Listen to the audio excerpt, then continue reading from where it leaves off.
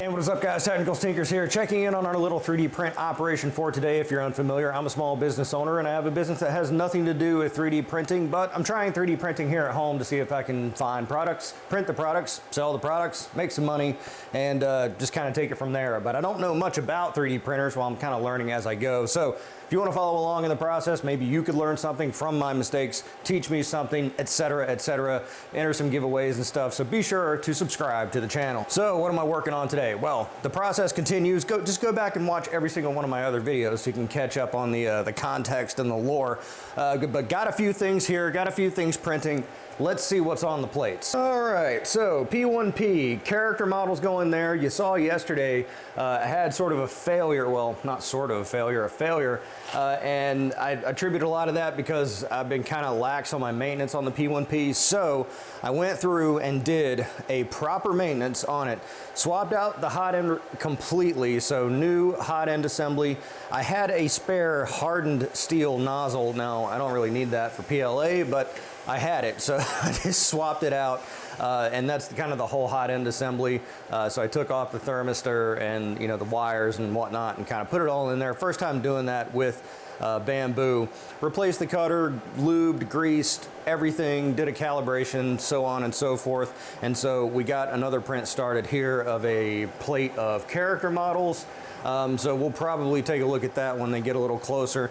The discharge chute solution here that brings it out the front, it's working out pretty good. I do have to stay on top of it though, because I can't let this run for too long before it really clogs up, because these character model prints, it's usually about 1,000 to 1,500 filament changes, which when I was replacing the cutter on the P1P, I've done so many prints, I've never replaced the cutter, and people were saying like, oh yeah, you got to replace the cutter every 5 spool, or some interval that was just ridiculous to me.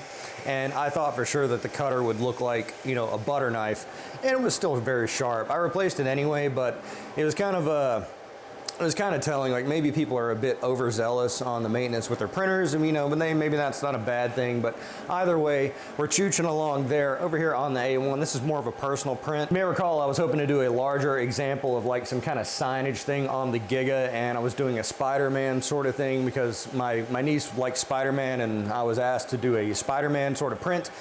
So I did some tests with it, but it's kind of going nowhere, or requiring more research or more learning on how to slice the layers. And I was like, I'm up against the wall on this, I got a million things going on, so I'm just kind of pushing out some Spider-Man thing just to kind of satisfy that project. We'll certainly revisit the sign thing. I really want to do that, but for now, just doing a basic Spider-Man thing off of Maker World. This is not to sell, this is not really part of what I hope to catalog here, but it is something that's printing nonetheless. Gotta get our fish food there, to throw that in the ocean later. So that's going, no issues there. Here's the failed plate of character model things, the one I was talking about yesterday. It is nice though, since I have that spare plate, that if something does go wrong, I can just swap plates real easily and have like a spare one waiting here. Right, and so if you recall, a few weeks ago I did that car part, and the guy got back to me and said that it was kind of warped or wavy in a section that should have been flat. And my estimation was that the car part sits on like a heavy lean, like 35. And so my thinking is, and again, this is me trying to explain it using arms and fingers, but as the print goes up, the weight, it starts to lean it down. And so as it's leaning down, the print head's going straight up and down. So as this leans and the print head goes up, that would create a warp. And so my solution for that was just to increase the support. And that's what I did here. Come here, camera guy. So this is a live plate pull. I like to do them live. This has been sitting for several hours. So let's go ahead and just kind of pop her off there. Pet G, so she's gonna be sticky, I imagine. Let's do it this way. Let's peel the plate from the thing instead of the thing from the plate. That seems to work a little better. Oh man, I'm hoping it's not warped. Well, supports can't, that's to be expected because the supports weren't really holding. You didn't really need the supports. That's kind of what I'm getting at. But they're kind of a safeguard because, again, well, let's get level here, because then, this is sitting flat. So you can see it's got a good degree of lean. And again, as it's printing, it's heavy, it wants to fall over, and print head, as it's falling, print head's just going straight up and down. That would create the warp. So does it, let's see, looks pretty good. Test and see. Here, let's see. I mean, there's like a curvature there. What do you think? Does it look all right? I'm gonna clean this up a little bit. Overall surface finish, I cooked the PET G, where I ran it through the dryer first. Surface finish seems, from what I remember, it seems about the same.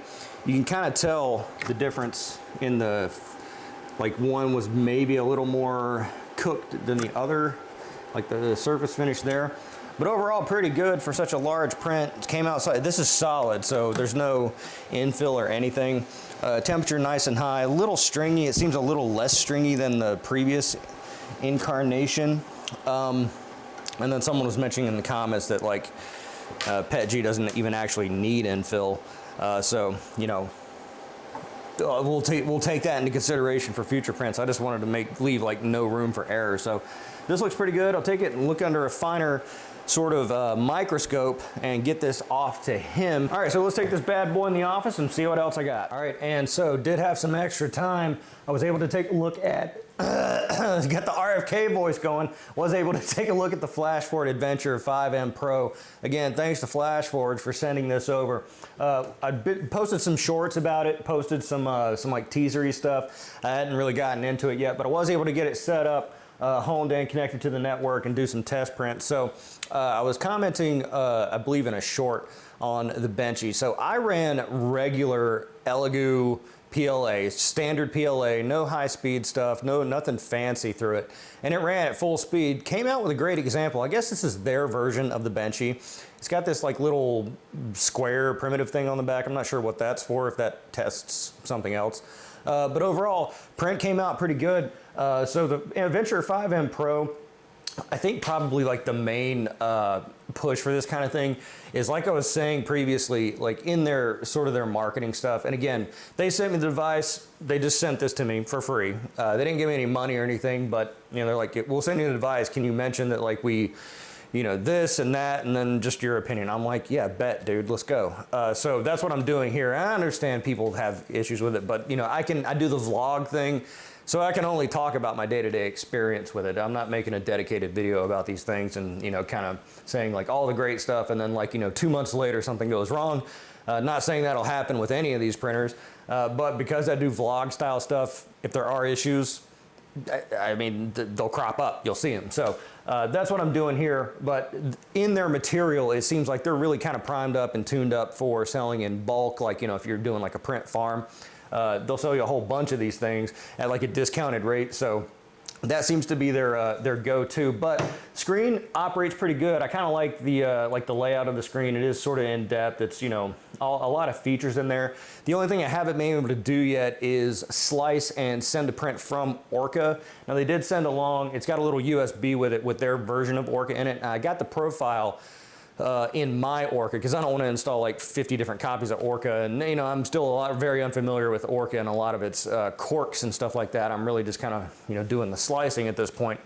But sending it to print, you know, I popped the IP of this thing in there, but it's not establishing the connection. If you know a lot about that, how it's, you know, interfacing with Octoprint, or if I need to open up certain ports or whatever, I'm on the same LAN, but someone mentioning that too, just put it in LAN mode because they seem to send their prints through their cloud service, like similar to Bamboo, and I don't want to log in to Flashforge's account in my Orca because I'm already logged in with like other things.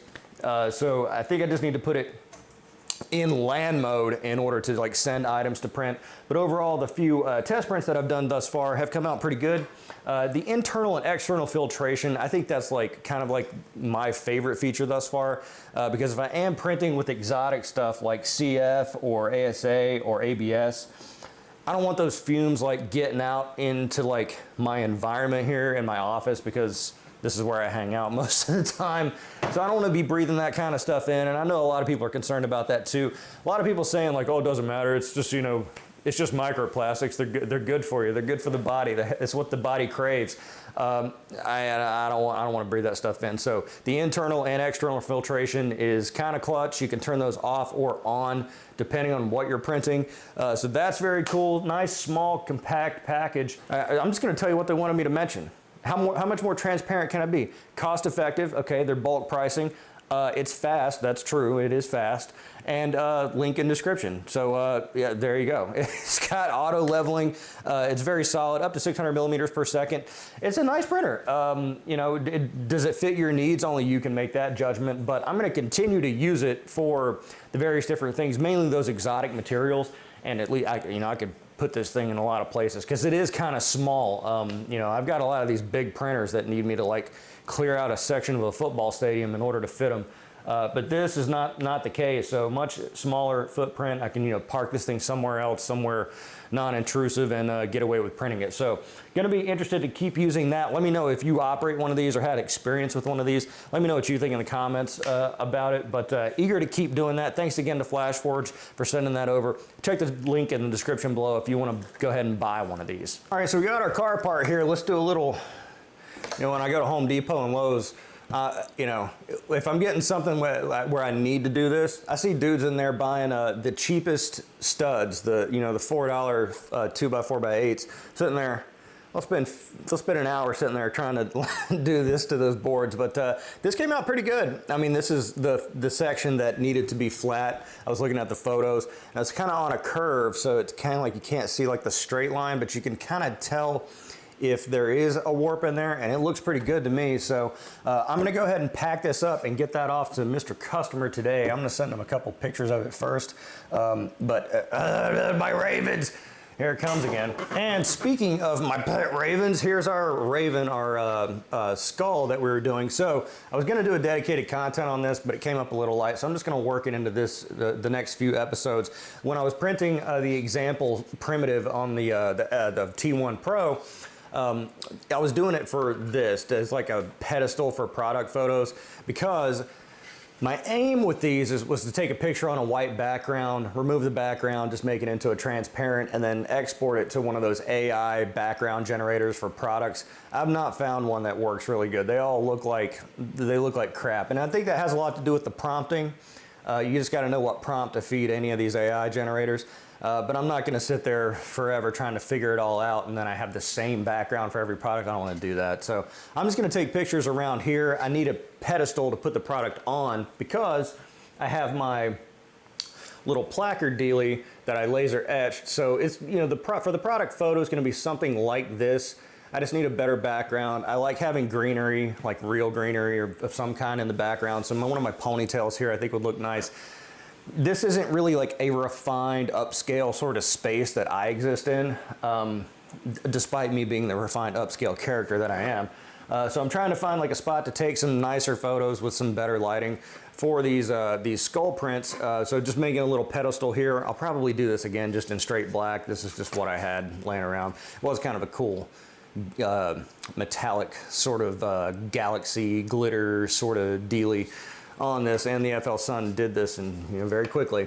So doing that there, but I've got all of my placards laser etched here, again using the Algo Laser DIY Kit Mark II.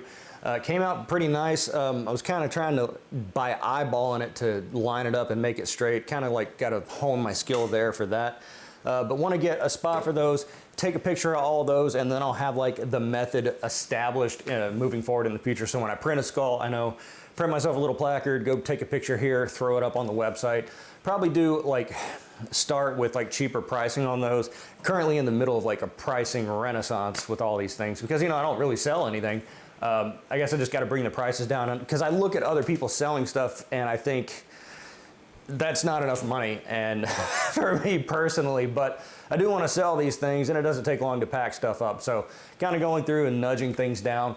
Probably try to get some faux pampas grass or fake plants or whatever to do our, let's go over here, our floor vase over here.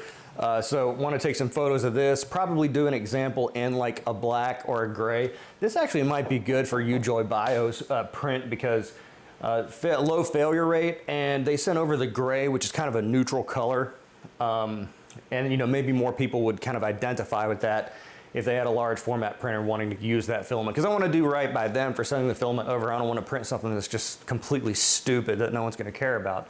So maybe that is a good candidate for it. We can tweak the settings and avoid some of those errors that we had previously. But going to get some fake pampas grass or whatever to do that, and that's, product photos is such a huge part of it, displaying the product in a way that people will see, and you can kind of visualize it in their own homes, so hopefully they can maybe buy it. So that's what I'm working on today. I'd love to know what you think about any of those things in the comments below. And I'd love to know what you're working on. Let me know so I can steal the idea and profit from it. Be sure to like the video because it's the nice thing to do, and subscribe for more content like this. I'm the Technicals. See you next time.